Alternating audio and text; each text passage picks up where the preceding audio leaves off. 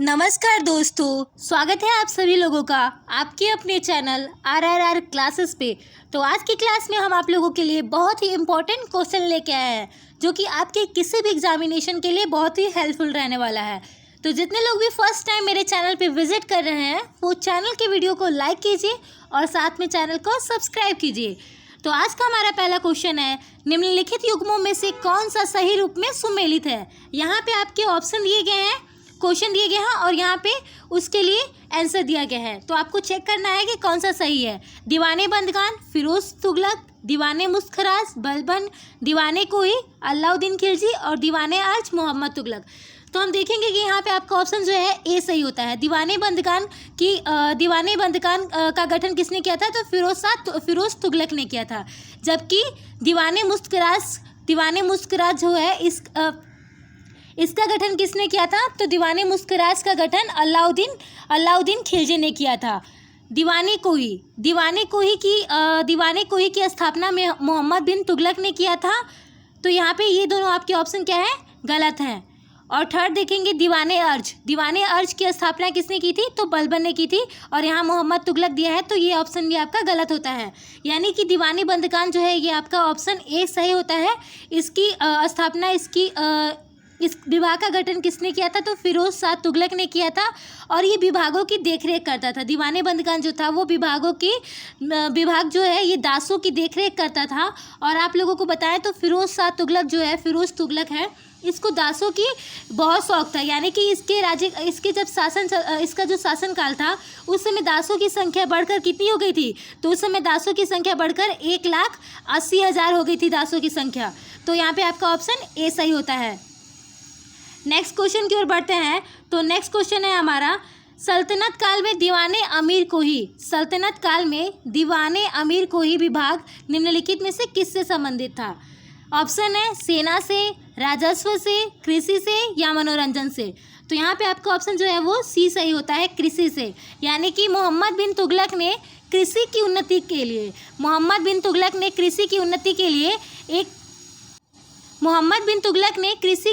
के लिए एक नया विभाग दीवाने अमीर कोही की स्थापना की थी। इस विभाग का मुख्य कार्य जो था वो क्या था, कृषकों की सहायता देकर अधिक भूमि जो है वो कृषि कार्य के अधीन लाना था। तो यहाँ पे आपका ऑप्शन क्या है, सी सही होता है। नेक्स्ट क्वेश्चन की ओर बढ़ते हैं। तो नेक्स्ट क्वेश्चन है हमारा, निम्नलिखित में से किस शासक ने दीवाने अमीर कोही विभाग की स्थापना की थी। यानी कि दीवाने अमीर कोही विभाग की स्थापना किस शासक ने की थी। तो आपके ऑप्शन है बलबन ने, अलाउद्दीन खिलजी ने, मोहम्मद बिन तुगलक ने या फिरोज शाह तुगलक ने। ये देखिए, ये आपके यूपी आरओ के एग्जाम में प्रीलिम्स में पूछा गया क्वेश्चन है। ये जितने भी क्वेश्चन लाए गए हैं आप लोगों के लिए बहुत इंपॉर्टेंट होने वाला है। तो ध्यान से आप लोग क्लास को देखिएगा और समझिएगा और अपने क्वेश्चन को नोट करते हुए चलिएगा। तो यहाँ पे आपके ऑप्शन जो है वो मोहम्मद बिन तुगलक सही होता है। यानी कि दीवाने अमीर कोही विभाग की स्थापना मोहम्मद बिन तुगलक ने की थी और ये किस लिए की थी, तो कृषि कार्य के अधीन लाना था, जो है वो कृषकों की सहायता करने के लिए किया था। नेक्स्ट है, दीवाने अर्ज विभाग संबंधित था। दीवाने अर्ज जो विभाग है वो किससे संबंधित था, तो आपके ऑप्शन है शाही पत्राचार से, विदेश विभाग से, रक्षा विभाग से, वित्त विभाग से, उपर्युक्त में से कोई नहीं या उपर्युक्त में से एक से अधिक। तो यहाँ पे आपका ऑप्शन सही होता है सी, रक्षा विभाग से। यानी कि दीवाने अर्ज जो विभाग था वो रक्षा विभाग से संबंधित था। नेक्स्ट क्वेश्चन की ओर बढ़ते हैं। तो नेक्स्ट क्वेश्चन जो है वो हमारा ये है, निम्नलिखित में से किस राजवंश के अंतर्गत विजारत का चरमोत्कर्ष हुआ। यहाँ पे आपके ऑप्शन दिए गए हैं इलबरी, खिलजी, तुगलक या लोदी। तो यहाँ पे आपका ऑप्शन जो है वो सी सही है, तुगलक राजवंश के अंतर्गत विजारत का चरमोत्कर्ष हुआ। अब आप पूछेंगे कि विजारत क्या है, तो आप लोगों को विजारत के बारे में बताएं।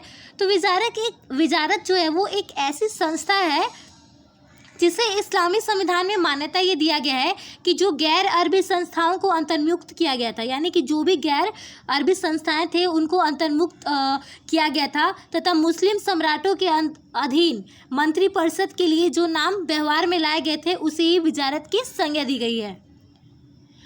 तो इसी के साथ हम लोग अपने नेक्स्ट क्वेश्चन की ओर बढ़ते हैं और हमारा नेक्स्ट क्वेश्चन है मध्यकाल की सरकार एक समग्र संरचना थी। मध्यकाल की जो सरकार थी वो एक समग्र संरचना थी। ये विलय था। ये किस में विलय था? आपके ऑप्शन है तुर्क मंगोल मध्य एशिया का, फारस अरब तुर्क मंगोल मध्य एशिया का, फारस अरब तुर्क मंगोल भारतीय तत्वों का, या फारस अरब का। तो यहाँ पे ऑप्शन आपका सही होता है सी, यानी कि मध्यकाल की जो सरकार थी ये एक समग्र रचना थी और ये किस में विलय था? तो फारस अरब तुर्क मंगोल और भारतीय तत्वों का। इसी के साथ हम लोग अपने अगले क्वेश्चन की ओर बढ़ते हैं। तो नेक्स्ट क्वेश्चन है हमारा, निम्नलिखित में से कौन भूमि उत्पाद पर लगने वाले कर को इंगित करता है? निम्नलिखित में से कौन भूमि उत्पाद पर लगने वाले कर को इंगित करता है? आपके ऑप्शन है खराज, खुम्मस, उस्र या मुक्तई। यहाँ पे अपने उत्तर का चयन करते हुए निम्नलिखित कूटों से करें, यानी कि कौन कौन से हैं जो भूमि उत्पाद पर लगने वाले कर हैं। तो यहाँ पे देखिए खराज जो है, खराज ये भूमि उत्पादन पर लगने वाला कर है। उस्र जो है ये भी भूमि उत्पादन पर लगने वाला कर है और मुक्तई जो है ये भी भूमि उत्पादन पर लगने वाला कर है, जबकि खुम्मस जो है ये भूमि उत्पादन पर लगने वाला कर नहीं है। तो यहाँ पे आपके ऑप्शन सही हो गए फर्स्ट, थर्ड और फोर्थ।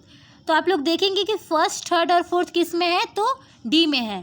फर्स्ट, थर्ड और फोर्थ डी में है, तो आपका ऑप्शन यहाँ पे सही डी है। अब आप लोग जानेंगे कि खुम्मस क्या है। फिर खुम्मस जो था ये भूमि उत्पादन पर लगने वाला कर नहीं था, बल्कि यह एक धर्मनिरपेक्ष कर था। खुम्मस जो है ये भूमि उत्पादन पर लगने वाला कर नहीं था, बल्कि ये क्या था? धर्मनिरपेक्ष कर था। आप लोग नोट करते हुए चलेंगे कि खुम्मस जो है, खुम्मस एक धर्मनिरपेक्ष कर था। बाकी खुम्मस को आप लोग छोड़ दीजिए, तो खराज, उस्र और मुक्तई जो ये थे ये भूमि उत्पाद पर लगने वाले कर थे। तो आपका ऑप्शन डी सही होता है। नेक्स्ट क्वेश्चन की ओर बढ़ते हैं। तो नेक्स्ट क्वेश्चन है हमारा, भारत के किस मध्यकालीन शासक ने एकता व्यवस्था प्रारंभ की थी? आपके ऑप्शन है इल्तुतमिश, बलबन, अलाउद्दीन खिलजी या इनमें से कोई नहीं। ये आपकी यूपीपीसीएस के प्रीलिम्स में क्वेश्चन पूछा गया है। तो यहाँ पे आपका ऑप्शन सही होता है ए, इल्तुतमिश ने एकता व्यवस्था की प्रारंभ की थी, यानी कि मध्यकालीन शासक जो थे इल्तुतमिश, इसी ने एकता व्यवस्था की प्रारंभ की थी। अब आप लोग जान जाइए, थोड़ा बहुत जानिए कि जो एकता व्यवस्था है ये क्या है। तो एकता व्यवस्था जो है यह एक भूमि का विशेष खंड होता है, यानी कि भूमि का एक विशेष खंड होता है जो सैनिक या सैनिक अधिकारियों को दिया जाता है, यानी कि जो भी सैनिक अधिकारी होते हैं उनको ये प्रदान किया जाता है। लेकिन जो सैनिक अधिकारियों को ये प्रदान किया जाता है वो इस भूभाग के मालिक नहीं होते, यानी कि हम तो उनको दे दिए, लेकिन दे दिए तो उस ज़मीन पे उनका कब्जा नहीं होता है, वो वहाँ के मालिक नहीं होते हैं। वो सिर्फ वहाँ का जो लगान है उसको ही उपभोग में ला सकते हैं, यानी कि लगान से जो कर आने वाला है उसी से वही उनका होता है, लेकिन वो उस ज़मीन के मालिक नहीं रहते हैं। तो आपकी एकता व्यवस्था प्रणाली यही है। नेक्स्ट क्वेश्चन की ओर बढ़ते हैं। तो नेक्स्ट क्वेश्चन है हमारा, सल्तनत काल में भू राजस्व का सर्वोच्च ग्रामीण अधिकारी कौन था? सल्तनत काल में भू राजस्व का सर्वोच्च ग्रामीण अधिकारी कौन था? आपके ऑप्शन है चौधरी, रावत, मलिक या पटवारी। तो यहाँ पे आपका ऑप्शन सही होता है चौधरी, यानी सल्तनत काल में भू राजस्व का सर्वोच्च ग्रामीण अधिकारी चौधरी होता था। इसी के साथ आप लोगों का क्लास समाप्त होता है। नेक्स्ट क्लास में नेक्स्ट टॉपिक के साथ मिलते हैं।